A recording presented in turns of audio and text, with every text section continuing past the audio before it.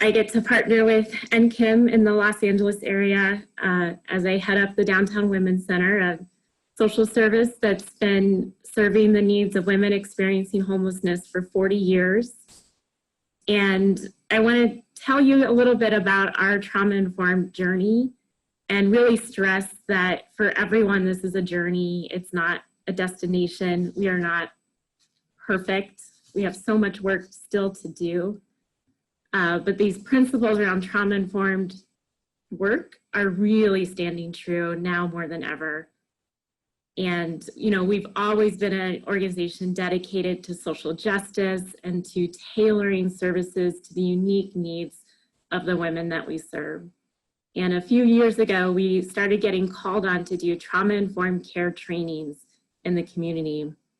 Part of some systems change that took place was that contracts are now requiring the practice of trauma-informed care, which is great, but that is really easy to write into a contract, but how do organizations actually implement it? And before we moved into the training space, we really wanted to shore up in-house, make sure that we were embodying trauma-informed practices before we went out and ostensibly trained others on how to do it themselves. And so for us, this really in earnest started in 2013, where we trained all of our staff, our volunteers, our board of directors, the women that we served on what we mean by trauma-informed care. We did pre and post assessments. We created strategic plans and made action on those plans. And out of those plans came a toolkit, which is on our website. That's, I believe, where Nkem and I started really partnering together on how to implement these practices, mostly as it pertains to homeless services, but certainly there are global applications. And internally at Downtown Women's Center, we kept saying our values, but we realized even that is subjective. And so we spent a lot of time operationalizing our values.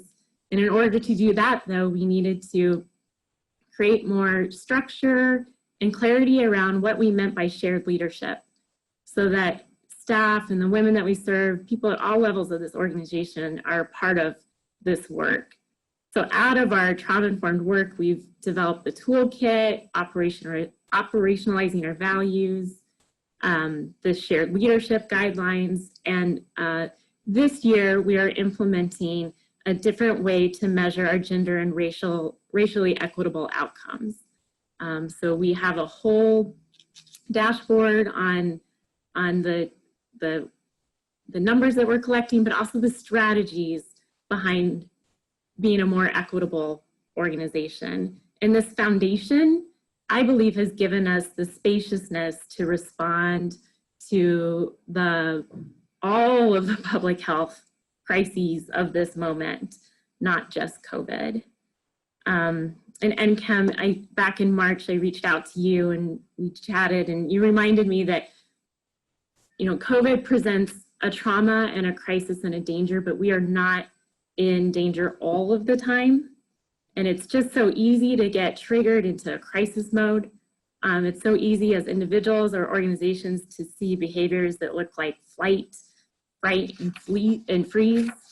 Normal reactions to trauma, but something that we can't sustain all the time. And if we think about Sandra Bloom and her beautiful way of simply describing trauma-informed care of not what is wrong with you, but what happened to you, then you start to see that perhaps your staff or your organization's responses are normal and sometimes necessary in a crisis. So maybe you're seeing overfunctioning or more flight behaviors, or underfunctioning, more freeze behaviors, or very concrete thinking, sort of fright behaviors. And in my experience, I remember March 15th really clearly. I started my day in an overfunctioning mode. I had an emergency board meeting. I had a plan to enact what we sort of now I hear called hazard pay for the staff that were on site, and budget ramifications, and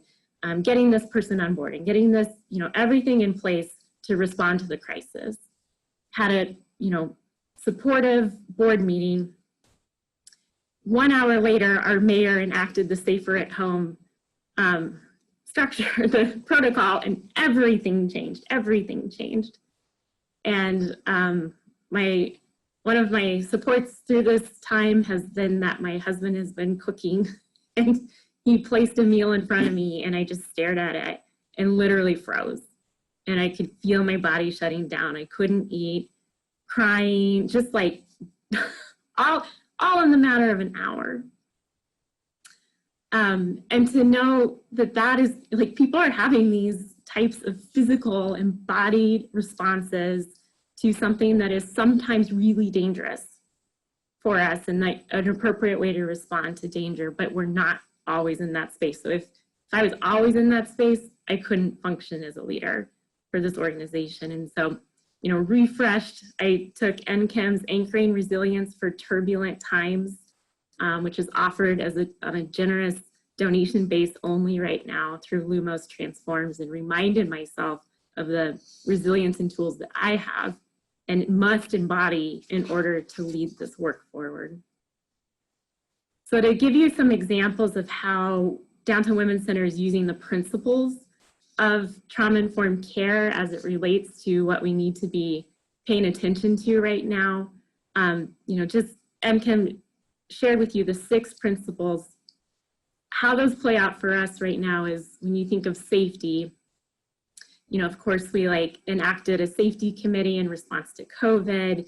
We've all now suddenly become public health experts, and I never used the acronym PPE before February of this year, but protective wear is what we talk about. I mean, number of masks is on agendas right and left, but that's important and a response that's needed right now in this crisis. But the emotional safety is even more important in creating ways for that to be allowed in the workplace, which transparency, the second principle, is one way that we're trying to create safety.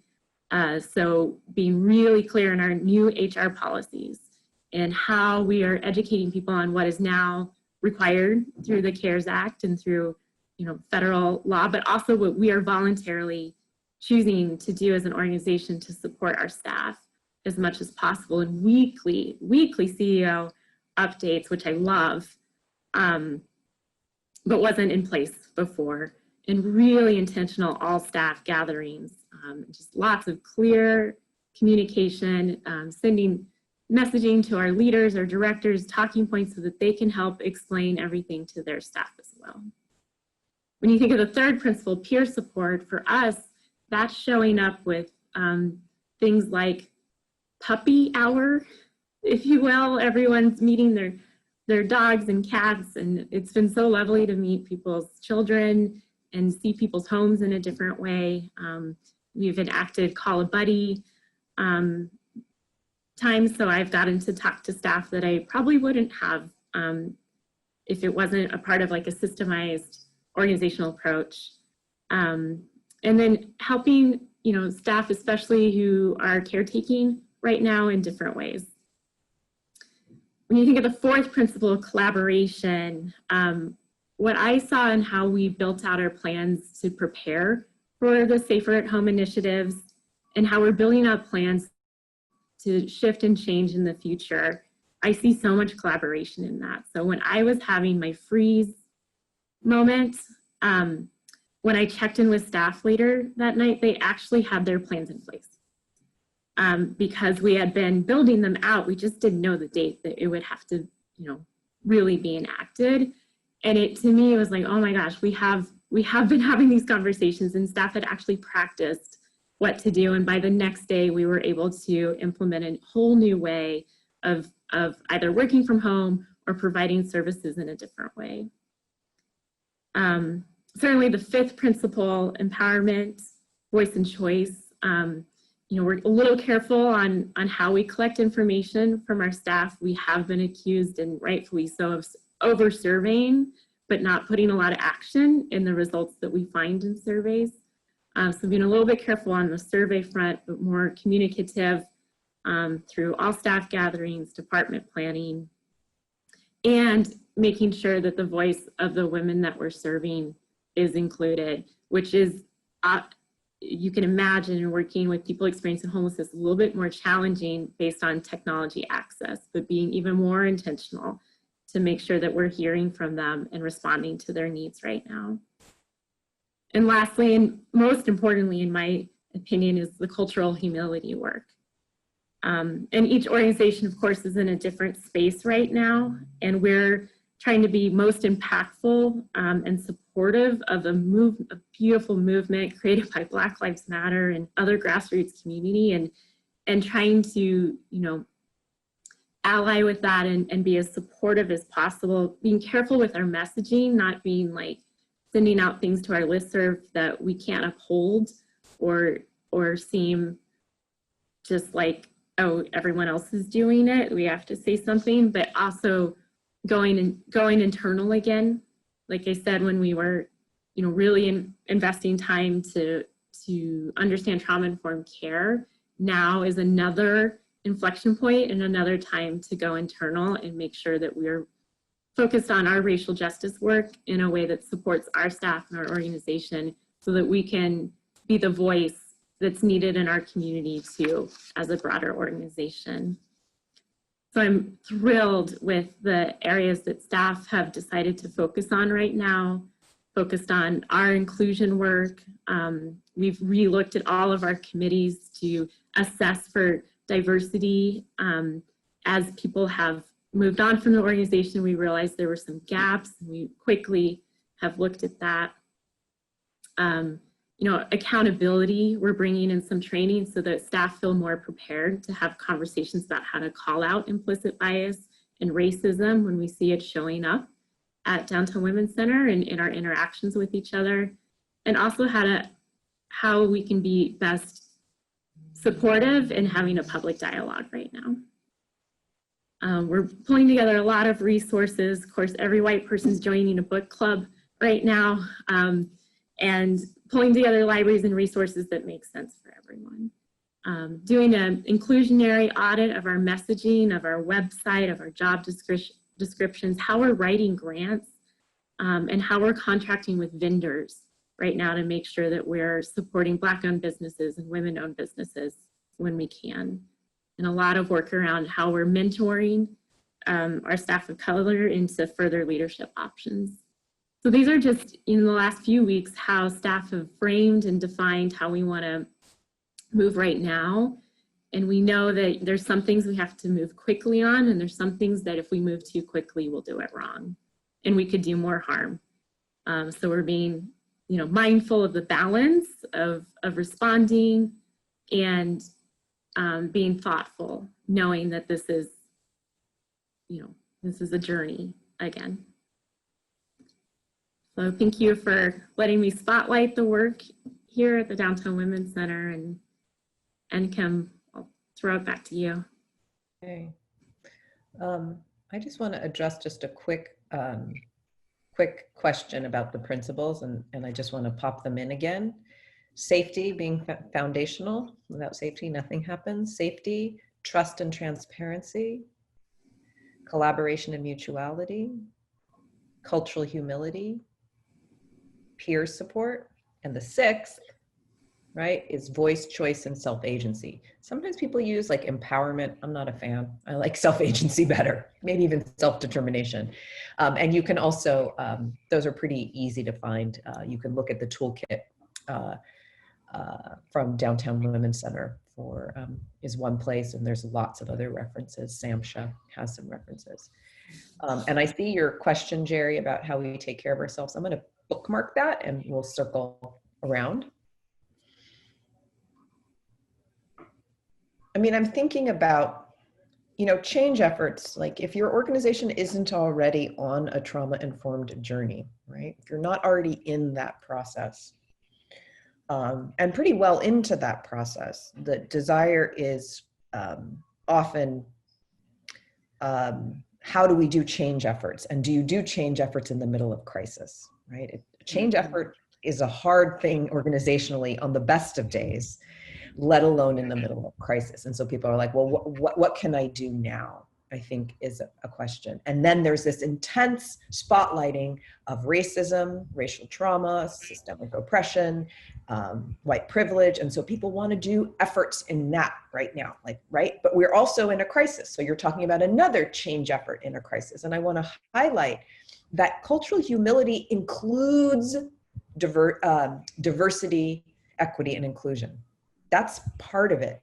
And so I've seen even some organizations want to do a trauma-informed effort and a DEI effort. And I'm like, there's no need. It's, if you do the trauma-informed, it's included. And why the trauma-informed framing is more helpful is because it centers those principles, that safety, the trust and transparency, that place, which is actually what you need to do any change effort. It's the same set of skills or principles that will also guide you in a crisis. I think back very clearly, I don't know what process we were working, some task force, Amy and I were working on together something, and she was talking about at the, the challenges of negotiating and navigating and shepherding Downtown Women's Center through a trauma-informed process, organizational change process. And she said, when we come up against challenges, we return to the principles. And that if you center the principles, they're like guideposts and will help you find your way through. Because we recognize that a big part of what we're dealing with, I mean, COVID is an infectious agent, but what is also making it so difficult is our structures and systems. And our structures and systems are steeped in oppressive, the oppressive stew. So we recognize that structures are the problem and that we want to shift them. And many of you, that's the work that you do, right? But who's going to make those changes? Who makes the changes in the structures? It's the individuals, right? And so we have individuals who are stretched and tapped, right? Where do we do capacity building to make space to do this work on the best days, let alone in a crisis? And so one of the ways that I work and find is it's a really untapped resource. And it comes back to this idea of embodied. The work we do around trauma-informed, we do trauma-informed training and consulting, and we call it embodied trauma-informedness, right? It's this idea of how we can't make those principles in our head. We've got to embody them. We've got to live them out.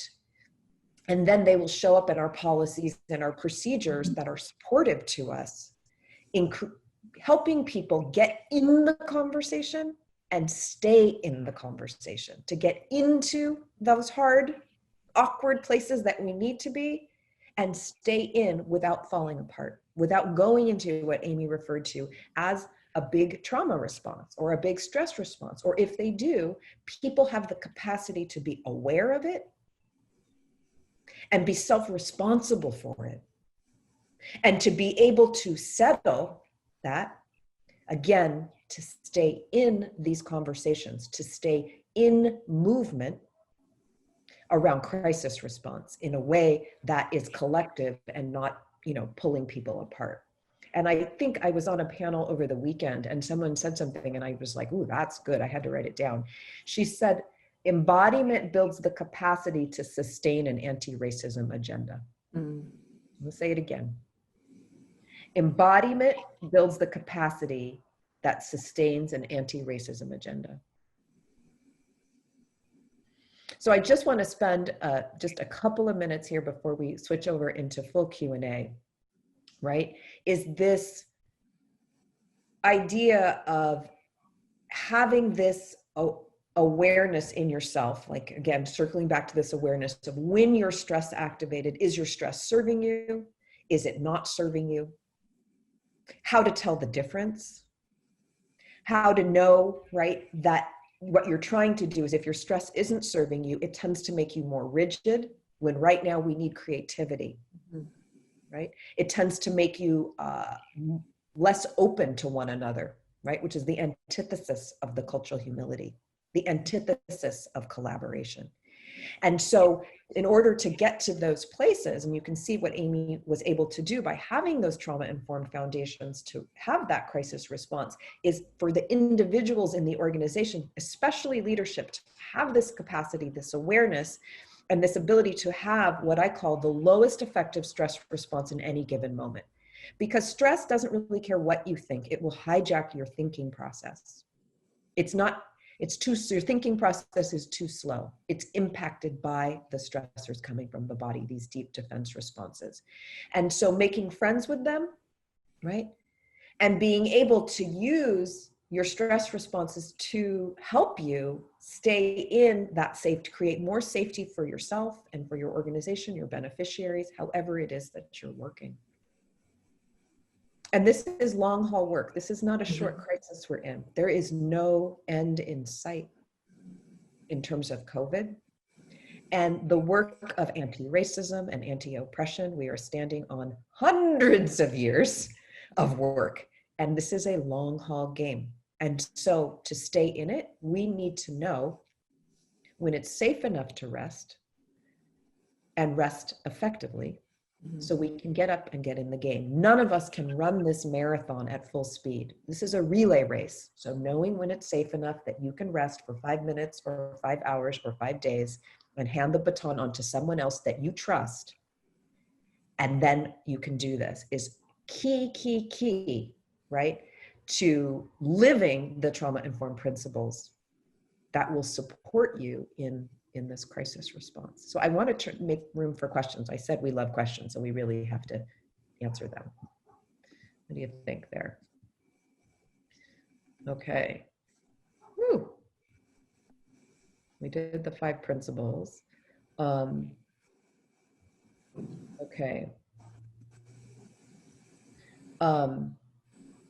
Christy has a question. Amy, can you give some examples of how you are centering the voices of your clients and their needs within your trauma-informed practice? I know you mentioned asking them for feedback and surveys. Are there any other examples? Yeah, we run an advocates program, and the focus is on the intersection of people who have experienced homelessness and interpersonal violence, domestic violence. And that has become a topic of interest in media. And so we've been doing a lot of presentations on, safer at home isn't a thing when you think of homelessness and domestic violence. So we've been raising a lot of awareness on that. There's a beautiful article in Los Angeles publication, LA Curbed, yesterday with a community advocate, Lorraine Cantley. I have the privilege of working with her almost daily. Fabulous advocate, and helping to make sure that her voice is in spaces where it needs to be right now. And just really a lot of focus on the advocates who are part of what we call the Domestic Violence Homeless Services Coalition. So it has been a fair amount of media work, but just brilliant ideas too, of things like one of the advocates said, if she's like, when I was experiencing domestic violence, my partner would actually let me go to grocery stores, one place that you can go right now. And so that enacted our city attorney's office to work with the Grocers Association to make sure that there was some good flyers and outreach in grocery stores right now. So just really cool, like brilliant idea from someone with lived experience, enacted quickly. So. That's wonderful. I love that. Yeah. Jerry, how do I start trauma-based work in an organization? I think it depends on where your position is. If you have formal authority or informal authority or very little authority in your organization is going to really change how I would answer that. I think either way is to do some self-education about the topic, to begin to have some early conversations with your coworkers, if you're like line staff or middle management, depends on the size of your organization. If you're in leadership, maybe that's a conversation with a consultant. And I personally prefer a self-study kind of way to move into this and to start looking at these issues.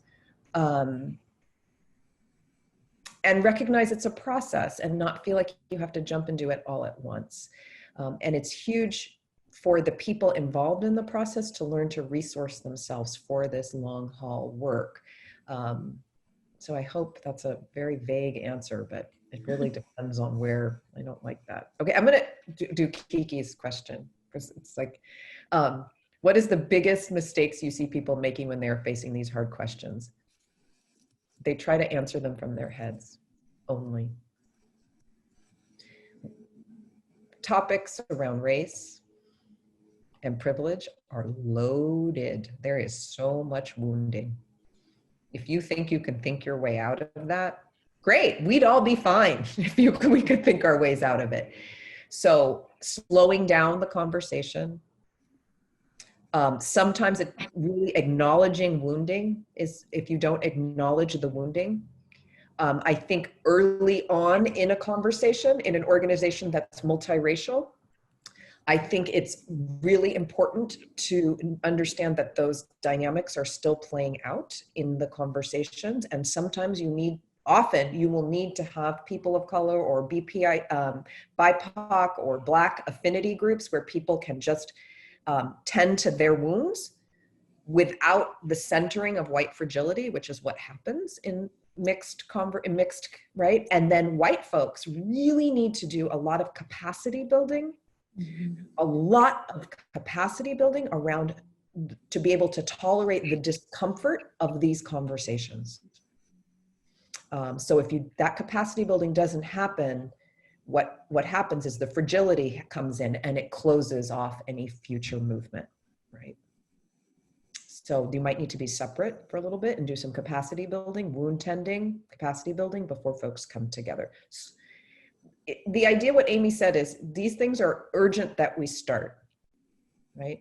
But recognizing that we can't expect to finish them right away, that we need to be intentional and give space, make space around these processes. Amy, do you want to take a question? Are there more questions? There's one about human-centered design. You see that? Yeah. Well, I can speak somewhat to that. I mean, certainly the independent sector and Upswell has really been embracing human-centered design. We've been part of some work around that. But for me, that is really, I think where we've moved in our trauma-informed care work is when we've included people with lived experience to lead the way. Our board can't but act if they hear directly from people with lived experience. And so supporting that voice, not overusing that, in a trauma-informed way, supporting people to express their needs or their experiences, and then building out the solutions around that. We did some work on chronic health disease management, and one of the people with lived experiences helped really identify how living with diabetes was nearly impossible to treat in the Skid Row community. No access to refrigeration for insulin. Most homeless services passing out foods full of carbs. Learning that actually some fruits can be dangerous, even though we have been told they're super healthy. Just like listening to her experience helped us create a whole new way of chronic health disease management. And to me, that's human-centered design, which is certainly aligned with the trauma-informed care principles. Beautiful. Rhonda asked about capacity building. So the work that I do with my organization, Lumos Transformed, we do embodied capacity building, which is, I think, is the source of resilience in people, to have the self-awareness about their own, because I feel like, let me just say, stress will hijack the best intentions. It will hijack you and cover your vision or your capacity to sense into what's going on. You'll see urgency where there is none. You'll see danger where there isn't. You'll see adversaries where there aren't. And so you'll be rigid in your thinking and short-sighted. That's what stress does. And so building people's capacity to be aware of their stress responses and settle them appropriately, that lowest effective stress response in any given moment, That is a huge source of resilience. And because it grows not just the person's stress tolerance, so to say, but it keeps them more in the place of spaciousness, of creativity, of connection, of safety. I had somebody when I was leading a workshop, she said, oh, when I feel safe, I am safety. I become a safe harbor. And for leadership, right, where you, to be able to be a safe harbor, that kind of leadership where people can go around you and be their best selves, that's part of the collaboration and the mutuality, that allowing, that space for people to collaborate and be their best selves doesn't happen when we're contracted in a stress response. So that's the kind of capacity building that I think many of us miss. And it's become very evident because I've been doing this work for some years, and recently it's been an explosion of requests for the work when people realize, like, oh, that's what you've been saying all along. And people we've been working and partnered with are so relieved. We're getting emails say, thank you that you've helped us build this capacity. We are so much better able to withstand what is happening. All right, I think we're probably going to be over here in a second. You want to take Sally's quick question and then. Can you read it to me? Sorry. Yeah. What is the one thing you would say to the leadership of an organization about the importance of doing this work? Looking for some super convincing arguments for my board, says Sally. I mean, there is a return on investment. Again, organizations flow and ebb and flow, but ideally, you're seeing less workers' comp matters. You're seeing people stay in their jobs, job satisfaction, not burnout. People managing their stress so that you see better outcomes of the people that you're serving. I think there really is a return on investment argument. Happy staff equals lots of good things. It's really like an approach to organizational self-care, if you will. And honestly, like, how can you, at this point, how can you not at least, move in this direction? Especially for our workforce, it's really demanded, certainly the racial justice conversation. And if we're not having it, they're not working for us. Being trauma-informed cannot be separated from racial justice. That is built into it. My work, I'm at Lumos Transforms, light. This is this idea, we all have light. If you're a Harry Potter fan in the house, I don't know, it's a little weird now with J.K. Rowling, but bear with me. The idea that we all have light within us and how that light is transformative, how we can show up, right? So that's me. Yeah. Thank you, Amy. I think we're done. Thank you. It was a beautiful way to end.